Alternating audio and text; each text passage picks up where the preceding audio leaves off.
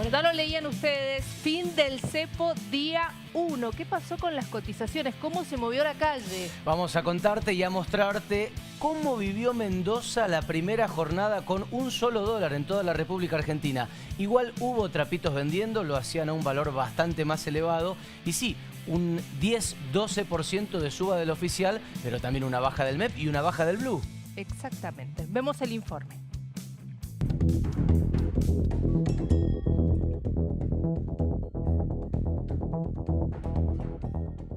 El primer día sin cepo en Mendoza se sintió de manera leve, con baja del dólar blue y suba del oficial mucho menor a la que se pronosticaba tras los anuncios del viernes. También nos va a permitir, a partir de el lunes, terminar con el cepo cambiario. Ese cepo cambiario que tanto daño ha hecho, que se puso en el 2019. En las financieras, donde la actividad de venta se demoró, el pronóstico fue positivo y así lo mantienen por los próximos días. Creen que el traslado a precios de los movimientos del dólar va a ser contenido por la política de no emisión y por el superávit fiscal del gobierno de Milei. Que a mi juicio tiene una alta probabilidad de éxito porque, a diferencia de la salida del cepo anterior que en su momento hizo el presidente Macri, los fundamentos de la economía hoy son totalmente distintos. Es decir, hoy nos encontramos con superávit fiscal, nos encontramos con una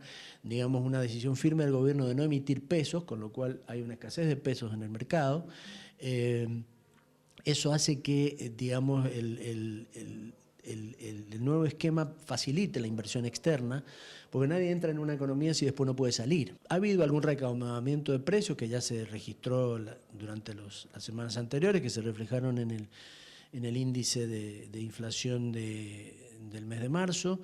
A mi juicio fue una sobreactuación, digamos así, porque ahora, en función de la demanda, vamos a ver si esos precios no se tienen que acomodar de nuevo a la baja, ¿no?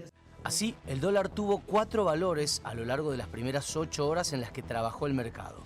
Arrancó con un alza del 13% y se estacionó en 1.250, pero luego bajó a 1.190 y después sí subió en 2 tramos, 1.210 después de las 2 de la tarde y 1.230 pesos cerca de las 18, oscilando en un incremento de 70 pesos respecto a la última semana. Lo que espera el mercado es que el tipo de cambio abra entre lo que fue el cierre del dólar futuro, que está en los 1.250 pesos aproximadamente, y el dólar MEP, que cerró en los 1.350. Ya se podían comprar y vender dólares a través del dólar MEP, ya prácticamente todo el mundo conocía, todas las aplicaciones te lo vendían.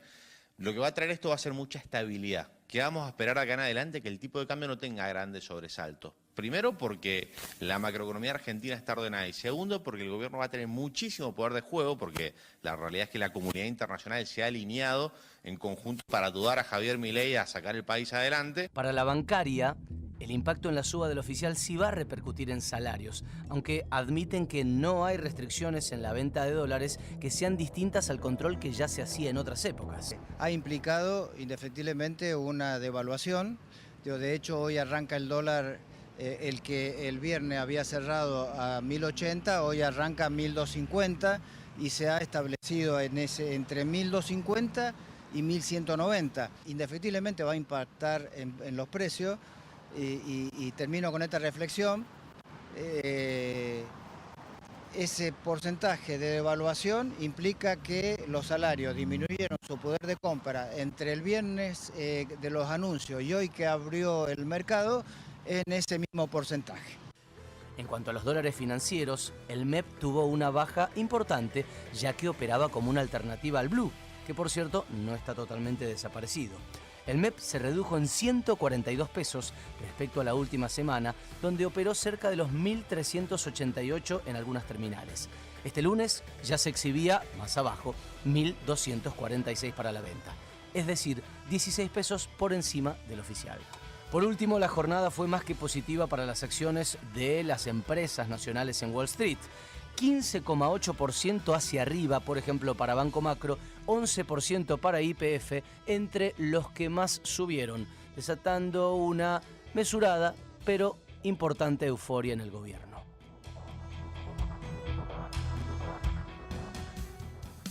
Marco.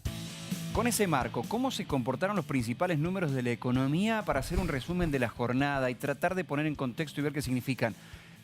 Los ADR, las acciones de empresas argentinas que operan en Estados Unidos, tuvieron un salto enorme del 17%. Algunas, por supuesto, menores, pero las que picaron en punta, las comentaba recién Julián en el propio informe, picaron muy alto, que en realidad es una fuerte recuperación de lo que habían perdido. El índice Merval, el mercado de valores de Buenos Aires, en donde operan las empresas más importantes de la Argentina, tuvieron una suba también importante del 4,2%, que es un valor alto en sí mismo, en pesos, y en dólares mucho mayor, cerca del 11%. Hubo un clima favorable de entusiasmo respecto de la liberalización de los sistemas bancarios del cepo, por ejemplo. Los bonos argentinos, los bonos de deuda también tuvieron un crecimiento importante del 11%. Hubo entonces cierta euforia. En cuanto a otros datos que hay que poner en contexto, 37% hoy está un plazo fijo del Banco Nación. Recordemos, ahora hay posibilidad de comprar o vender dólares a través del home banking. Hay mucha más libertad, entonces los fondos líquidos de un banco pueden ir de pesos a dólares con mucha mayor comodidad que antes no se podía hacer. Por eso los bancos salen a retener pesos con una tasa mayor en plazos fijos, que ha subido entre el 6 y 7% solamente hoy. Veremos cómo se ubican el resto de los bancos privados, que están un poquito por debajo del Nación. Las reservas tuvieron una caída de 400 millones de dólares, pero ustedes dirán, no, pero si iban a intervenir con reservas solo si se iba de las bandas de flotación.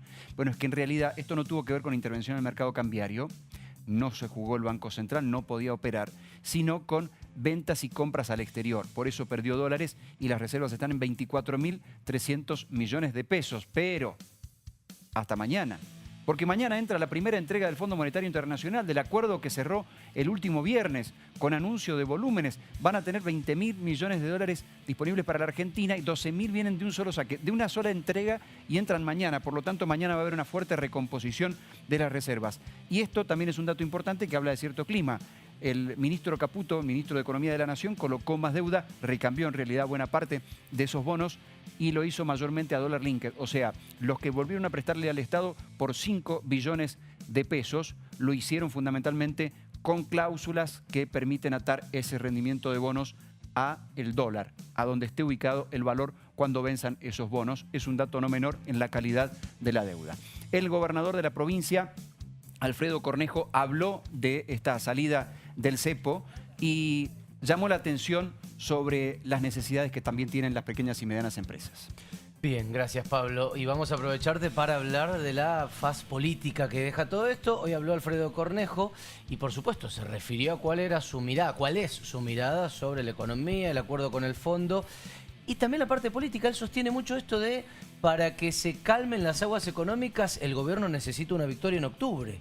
Lo dice sin pelos en la lengua. Lo dice sin pelos en la lengua. Esto puede traducirse en una decisión inminente a saber.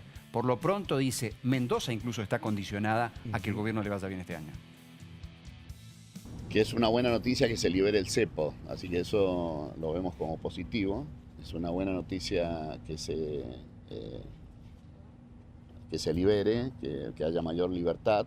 Esa liberación es parcial, todavía no es total, como hay restricciones para las personas jurídicas, etcétera. Pero vamos en una dirección correcta y el gobierno provincial apoya al gobierno nacional en la orientación de la economía, porque Mendoza necesita que la macroeconomía funcione más estable y por eso lo apoyamos. Creo que la primera reacción es positiva.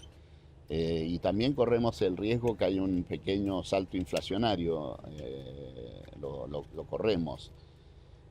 Nadie dijo, salvo el populismo y la demagogia, y yo no acostumbro a eso, nadie dijo que esto iba a ser fácil, ¿no? Necesitamos que haya una tarea de protección de las pymes en el buen sentido, incentivos fiscales, incentivos para el empleo. Atacar la pobreza solo con bajar la inflación no va a alcanzar, necesitamos que haya más empleo. Y eso va de la mano de la pyme. La próxima etapa del gobierno, por lo menos yo creo así, del gobierno nacional, tiene que ser pro pymes. Las pymes están sufriendo y necesitamos incentivos para ellos. Bueno, ahí está el gobernador de la provincia celebrando esta salida parcial del cepo, como lo aclaró él, asegurando que sabemos que corremos el riesgo de un salto inflacionario y ahí es donde aclara, nadie dijo que esto iba a ser fácil, Claro. y hace el pedido al gobierno nacional de que se ocupe de las pymes porque dice, con bajar la inflación solamente no alcanza. Más de una vez lo ha explicado el propio gobernador, planteando que la provincia de Mendoza tiene la particularidad de tener una economía muy diversificada y necesita que la economía real se recupere. La economía real viene luego de estabilizar las variables macro, que solo las maneja la nación. Por lo tanto, la provincia está muy condicionada a ello. Independientemente de que hay que recordar que la provincia tiene deudas y por lo tanto está muy condicionada también a qué posibilidades tiene de negociación. La negociación y la calidad y el costo de la deuda en plata muchas veces tiene que ver con el grado de riesgo del país y por lo tanto estamos condicionados a ello. El gobierno tiene una autorización de rolear la deuda. Ya roleó la primera cuota, va por la segunda. Entonces se juega mucha plata en el camino. Se juega mucha plata. Sí hay que recordar que con la devaluación del 100% de principios del 24, de fines del 23, igual el gobierno cumplió sin problemas con sus deudas del 24 y ahora sería una devaluación mucho menor, si es que se termina consolidando así, ¿no? Y por lo menos le van a poner una banda que no va a superar el 30%. Gracias, Pablo. ¿Seguimos con más información deportiva? Sí, porque avanzó hoy y de hecho va a continuar con Godecruz, que